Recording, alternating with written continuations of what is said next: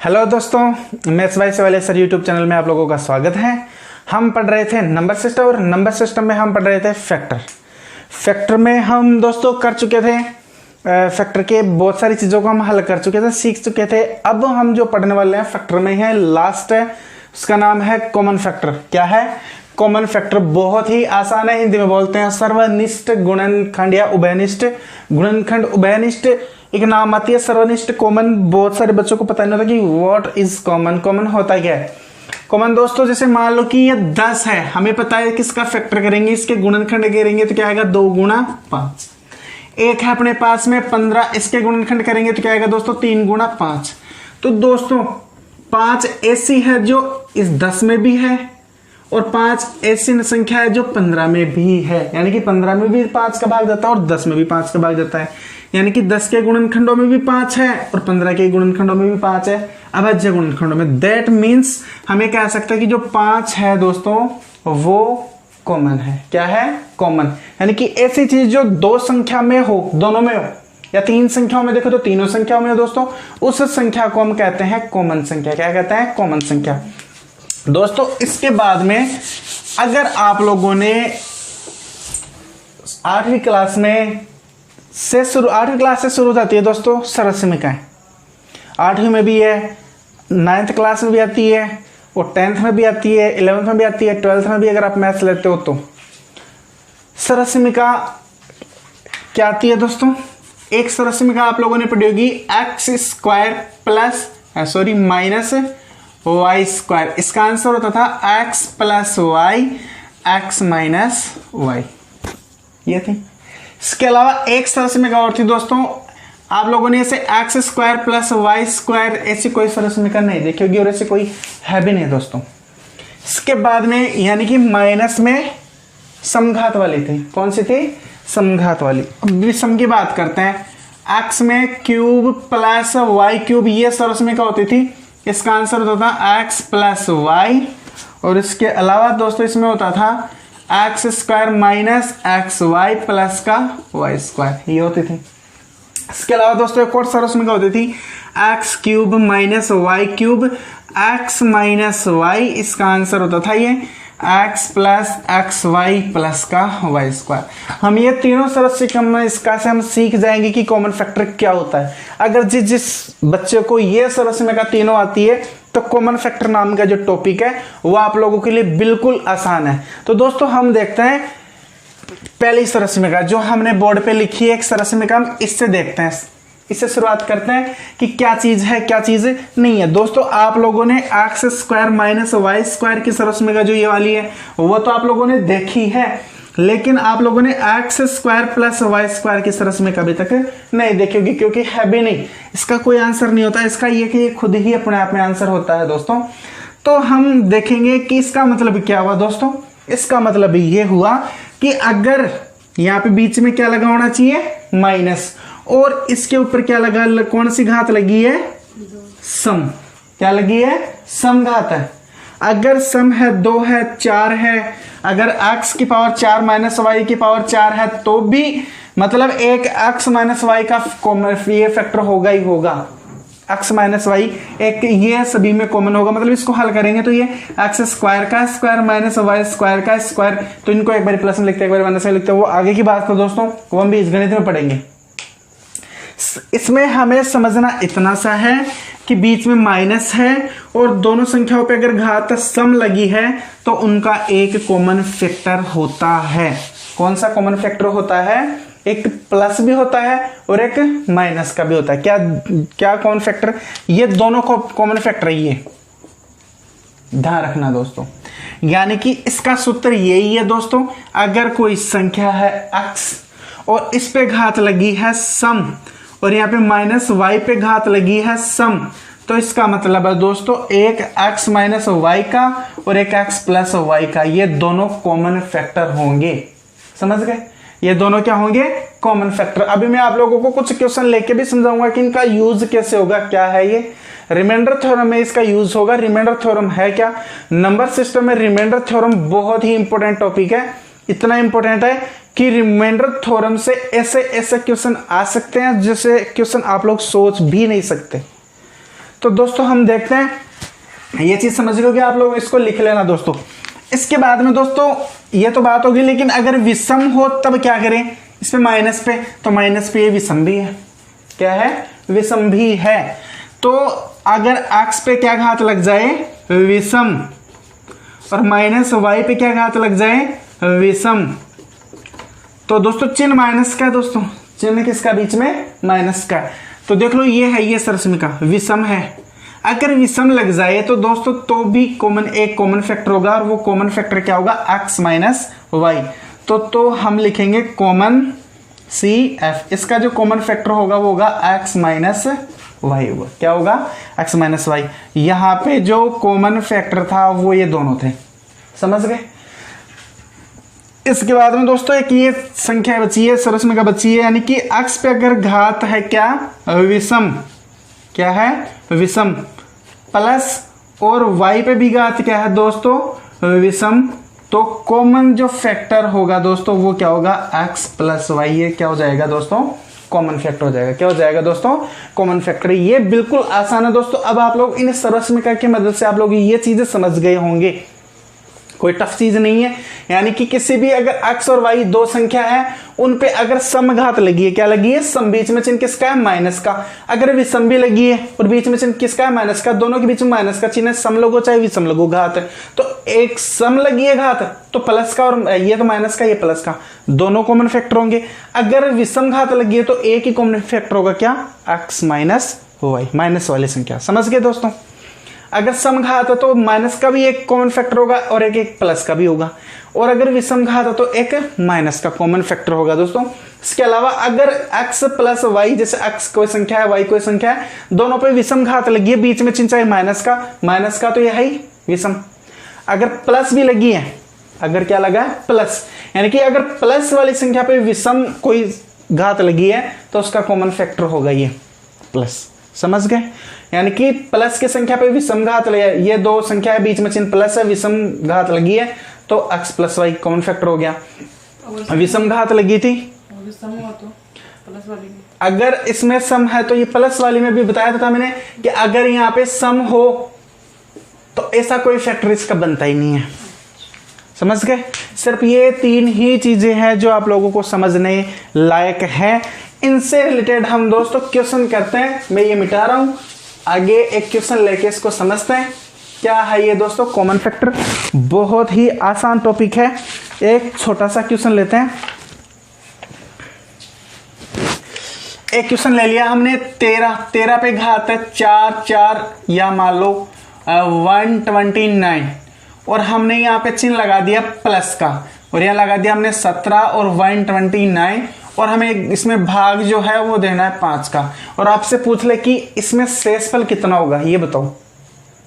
आपसे ये पूछे कि इस संख्या में शेषफल कितना होगा, मतलब ऊपर वाली संख्या में अगर 5 का भाग दिया जाए तो शेषफल कितना आएगा, दोस्तों आप बिल्कुल नहीं कर पाओगे इसका। हालांकि ये एक ही तरीका नहीं है, कॉमन फैक्टर आगे पढ़ोगे तब मैं आप लोगों को इसको और भी एक सिंप्लीफिकेशन का तरीका होगा, इसके लिए और भी कोई टोशेंट मेथड वगैरह है, एक साइक्लिसिटी थ्योरम है और विल्सन थ्योरम है, फर्मेट्स थ्योरम है, वो सारी थ्योरम मैं आप लोगों को पढ़ा दूंगा। लेकिन यहाँ पे इसको हम कॉमन फैक्टर से भी कर सकते हैं।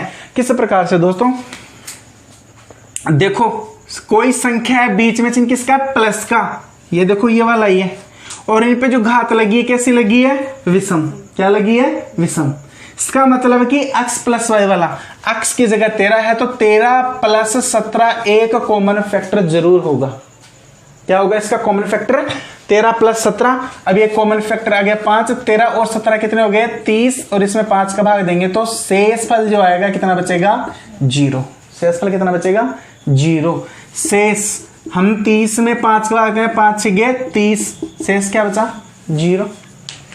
तो इस चीज को आप ध्यान देखना, भाई ध्यान से देख लेना। कॉमन फैक्टर की सहायता से हमने बिल्कुल आसानी से पता कर लिया कि इसका शेषफल कितना होने वाला है, 0। अगर हमें कॉमन फैक्टर नहीं आता तो हम इसको कर ही नहीं पाते, हम इसको छोड़ के आते।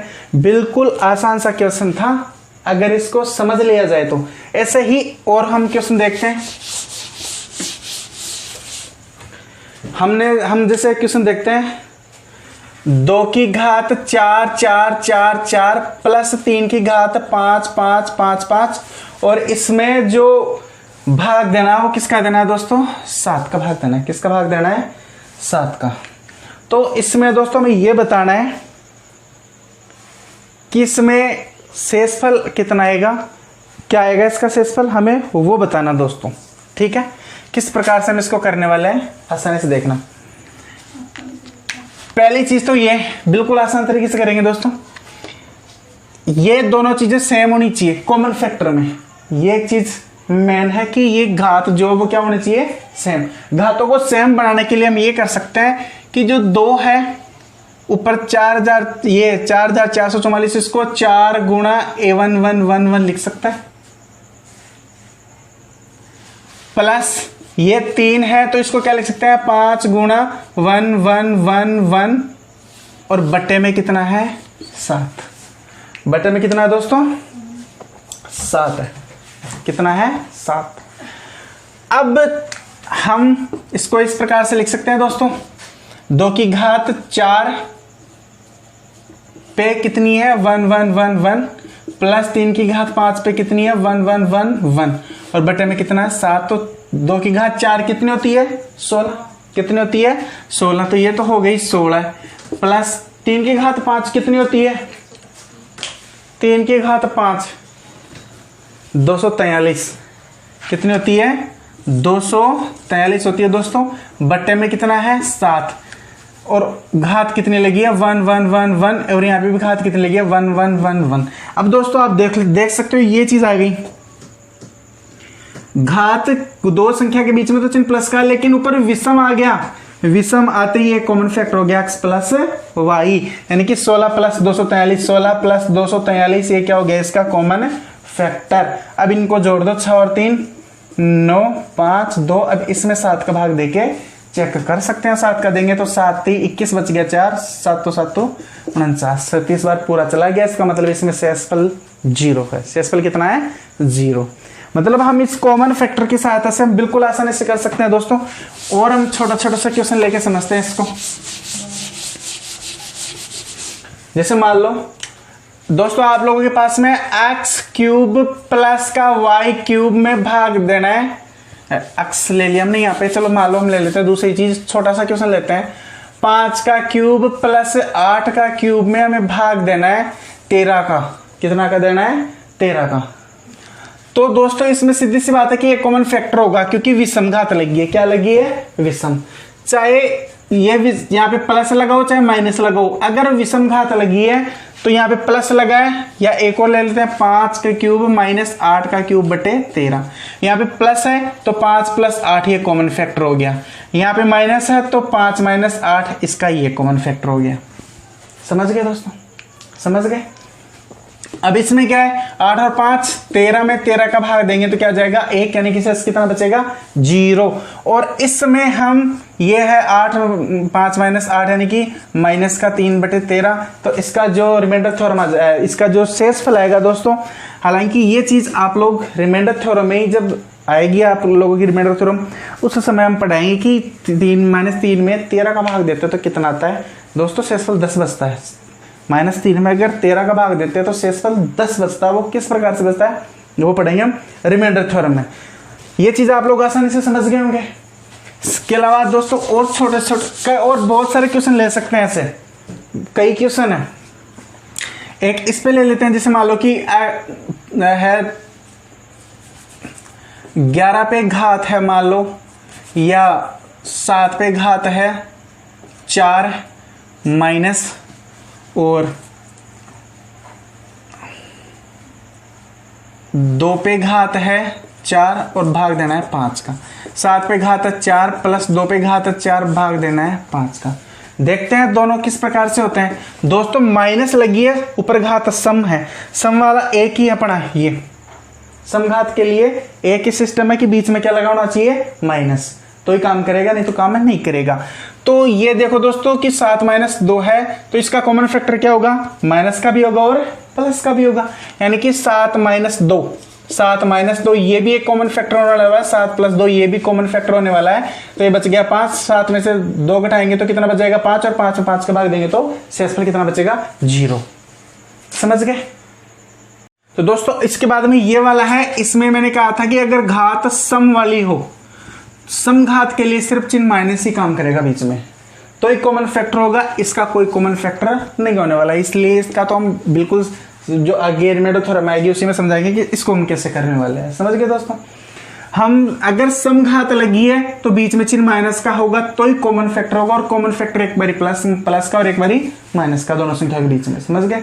लेकिन अगर विषम लगी है तो अगर प्लस का लगा है तो इन दोनों का प्लस का कॉमन फैक्टर हो जाएगा, माइनस लगा बीच में तो माइनस वाला कॉमन फैक्टर हो जाएगा। फिलहाल यहाँ पे घात सम लगी है तो दो ही चीजों को एक इसमें कॉमन है, दो ही चीज इसमें समझने लायक है, अगर घात सम हो या फिर अगर घात विषम हो। समझ गए दोस्तों। अगर घात सम है तो चिन्ह किसका होना चाहिए माइनस का, तो कॉमन फैक्टर प्लस का भी हो जाएगा और माइनस का भी। और अगर घात विषम लगी है तो चिन्ह चाहे प्लस का अलग हो चाहे माइनस का अलग हो, उससे कोई फर्क है नहीं पड़ता। अगर विषम घात लगी है तो जो माइनस वाला है संख्या माइनस की है तो माइनस वाला ही कॉमन फैक्टर हो जाएगा। विषम घात लगी है तो बीच में प्लस का चिन्ह लगा तो बीच में प्लस वाला ही क्या हो जाएगा कॉमन फैक्टर हो जाएगा। दोस्तों ये ही इसमें तीनों चीजें समझने लायक, और ये तीनों चीजें आप समझ सकते हो उन तीनों सरल समीकरण से जो मैंने पहले ऊपर लिखी थी। इनसे रिलेटेड दोस्तों बहुत सारे क्वेश्चन है, आप कई क्वेश्चन बुक्स में से लेके कर सकते हो। बुक्स आप लोगों के पास में बहुत सारी मार्केट में अवेलेबल है, आप लोग कोई सी भी बुक ले सकते हो, उनमें ये क्वेश्चन जरूर मिलेंगे। तो ये तो दोस्तों था, ये था एक कॉमन फैक्टर का छोटा सा टॉपिक, बिल्कुल छोटा सा टॉपिक है, और इसको हम यूज लेने वाले हैं रिमाइंडर थ्योरम में। किस में यूज में लेने वाले हैं रिमाइंडर थ्योरम में। हालांकि इतना टफ टॉपिक है नहीं, बिल्कुल आसान सा है। रिमाइंडर थ्योरम आएगा उसमें हालांकि हम कॉमन फैक्टर से करेंगे, लेकिन अगर कॉमन फैक्टर नहीं आता है तो आप लोगों को टेंशन लेने की जरूरत नहीं है, हम विदाउट कॉमन फैक्टर भी हम उसको हल कर सकते हैं। इन्हीं क्वेश्चनों को हम लेके देखेंगे उस समय भी, और वो भी कॉमन फैक्टर से तो हम कर चुके हैं, बिना कॉमन फैक्टर के हम कैसे कर सकते हैं वो हम पढ़ेंगे रिमाइंडर थ्योरम। इसके बाद में शायद एक दो वीडियो के बाद में रिमाइंडर थ्योरम ही चलेगी दोस्तों। नंबर सिस्टम का सबसे अहम जो पार्ट है वो है रिमाइंडर थ्योरम, वो हम आगे पढ़ेंगे दोस्तों। ठीक है दोस्तों, इतना ही कह के अलविदा लेते हैं, पढ़ेंगे अगले वीडियो में। अगर आप लोगों को वीडियो अच्छा लगा है तो दोस्तों वीडियो को ज़्यादा से ज़्यादा शेयर करें, लाइक करें और चैनल को सब्सक्राइब करना ना भूलें। Okay friends, thank you.